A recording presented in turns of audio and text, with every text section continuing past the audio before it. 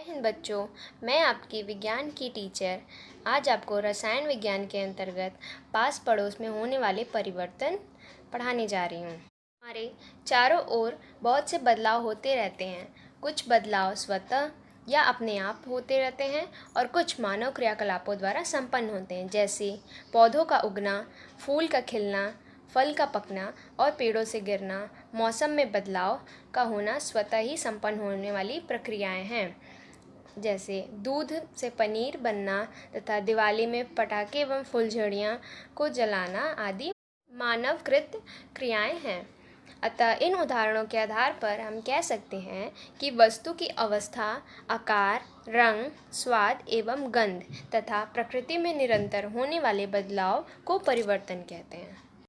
अगला है परिवर्तन के प्रकार। परिवर्तनों का वर्गीकरण निम्नलिखित प्रकार से किया जा सकता है।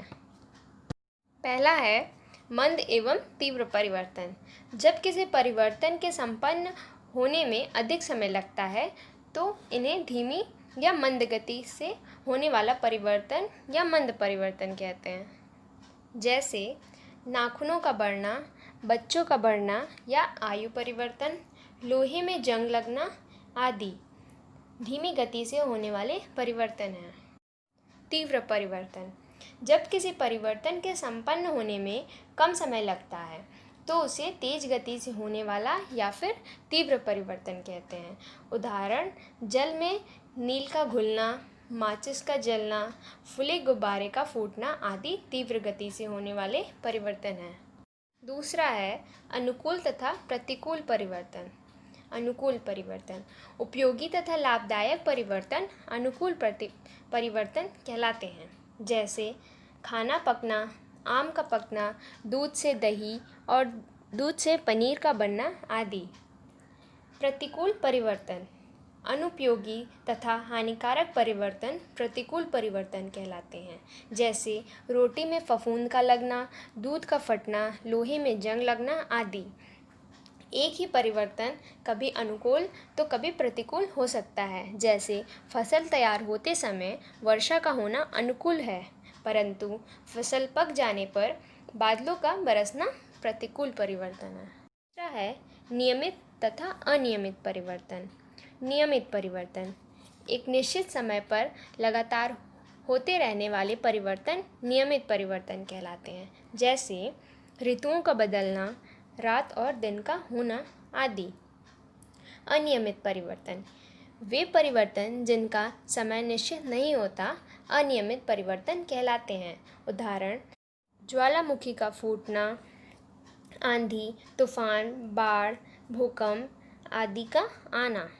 चौथा है प्रत्यावर्तित तथा अप्रत्यावर्तित परिवर्तन या उत्क्रमणी तथा अनुत्क्रमणी परिवर्तन। प्रत्यावर्तित परिवर्तन। ऐसे परिवर्तन जिसमें परिस्थितियां उलट देने पर पदार्थ वापस अपनी पूर्व अवस्था में आ जाते हैं, प्रत्यावर्तित परिवर्तन कहलाते हैं, जैसे रबर बैंड या स्प्रिंग को खींचना और खींचकर छोड़ देना। अप्रत्यावर्तित परिवर्तन।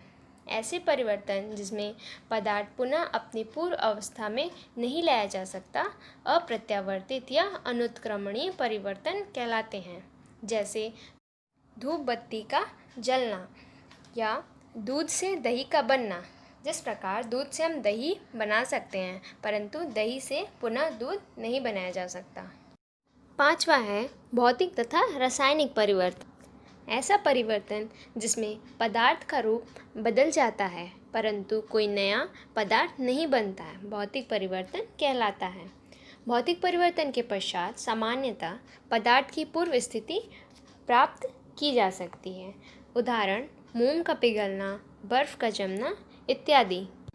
आइए अब हम एक क्रियाकलाप द्वारा भौतिक परिवर्तन को समझने की कोशिश करते हैं। इसके लिए हमने एक कटोरी में मोम के छोटे छोटे रंगीन टुकड़ों को लिया है और उसे गर्म करने के लिए एक लैंप लिया है। अब इस कटोरी को हम लैंप के ऊपर रखकर गर्म करने की कोशिश करेंगे और फिर देखते हैं कि इस मोम में किस प्रकार के परिवर्तन आते हैं।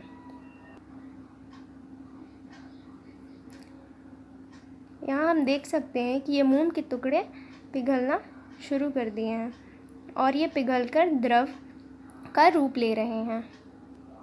इस तरह हम देख रहे हैं कि यह मोम के टुकड़े पिघलकर पूरी तरह द्रव में परिवर्तित हो गए हैं। अब इन पिघले हुए मोम को हम थोड़ी देर के लिए यहाँ पर रखते हैं। कुछ देर ठंडा करने के पश्चात हम देख सकते हैं कि यह पिघला हुआ मोम पुनः ठोस में परिवर्तित हो गया है।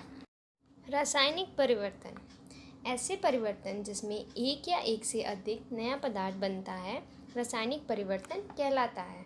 रासायनिक परिवर्तन के पश्चात सामान्यतः पूर्व पदार्थों को प्राप्त नहीं किया जा सकता, जैसे लकड़ी या कागज का जलना, दूध से दही बनना इत्यादि। छठवां है प्राकृतिक तथा कृत्रिम परिवर्तन।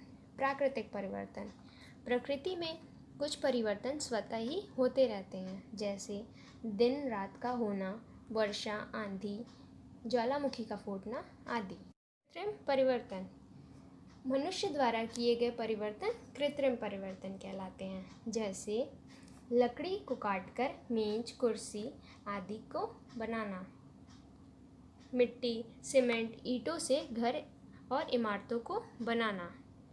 सातवां है नियंत्रित तथा अनियंत्रित परिवर्तन। अनियंत्रित परिवर्तन ऐसे परिवर्तन जिन पर अपना कोई नियंत्रण नहीं रहता अनियंत्रित परिवर्तन कहलाते हैं, जैसे चंद्रमा की कलाओं में परिवर्तन, आंधी तूफान का आना इत्यादि।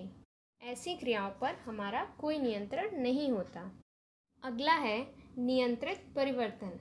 ऐसे परिवर्तन जिन पर अपना नियंत्रण रहता है नियंत्रित परिवर्तन कहलाते हैं, जैसे बिजली के पंखे की गति को तेज या धीमा करना, लालटेन की रोशनी को कम या ज़्यादा करना।